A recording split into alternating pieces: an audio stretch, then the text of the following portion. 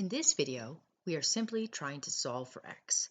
Now, as we can see, this may be a little complicated. Okay, there's more than one way to approach this problem, but I'm going to show you a kind of quick trick to do it, okay? You can always just use simple order of operations and isolate for the x.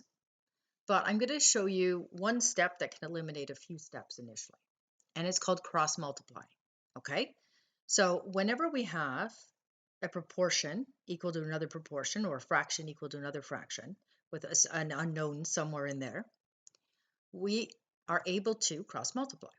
So what we're going to do then is we're going to take the numerator on the left hand side, 7, and we're going to multiply that by the denominator on the right hand side, 5. And that's going to be equal to the numerator on the right hand side, 10, multiplied by the denominator on the left-hand side. And in this case, that's x plus 5. Okay, so that was one step that eliminated a few steps if you were just going to use simple order of operations. Okay, so let's simplify. 7 times 5 is 35. And that's going to be equal to, and we have this 10 multiplied by x plus 5. So we need to distribute this 10. We need to multiply this 10 by both terms inside the brackets, and that will eliminate our brackets, okay? So 10 times x is simply 10x. 10 times 5 is simply 50. Okay, now we need to keep further simplifying our problem so that we can isolate for x. So if x is over here, we want to get rid of this 50. We want to move it. So right now we have add 50. So if we subtract 50, or we can either say subtract 50 or we can say add negative 50. So what I'm going to say that we're going to add negative 50. Okay, so I'm going to add negative 50, which is exactly the same as subtracting 50 from both sides, and they'll cancel, and that's what I want to do. So if they cancel, that means I did it right. So I have this negative 50 plus 35. Going to simplify that. That's simply negative 15. And that's going to equal 10x.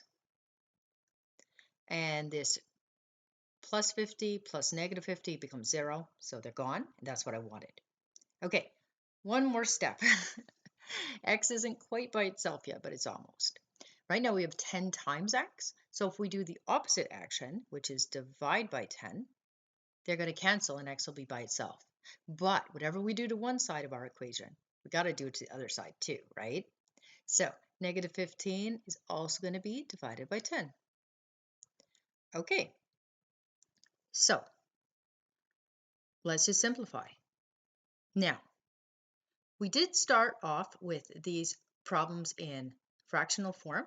However, I am going to solve this problem as a decimal, okay? Because these were proportions and we're trying to look for an actual value of x, okay? You could leave this in fractional form, but I'm going to show you how to do it and end up with an answer that's a decimal. So we have negative 15 over 10, which is the same thing as negative 15 divided by 10, and that's going to give us negative 1.5. And that's going to equal 10 divided by 10 is just 1. 1 times x is just x. So there's our answer. Negative 1.5 is equal to x. However, in math, we have conventions, right? These are just the way we do things in math. And when we're solving for an unknown, like in this case x, we want our unknown to be on the left-hand side of the equal sign. And that's not what we have, right? We ended up with it on the right-hand side.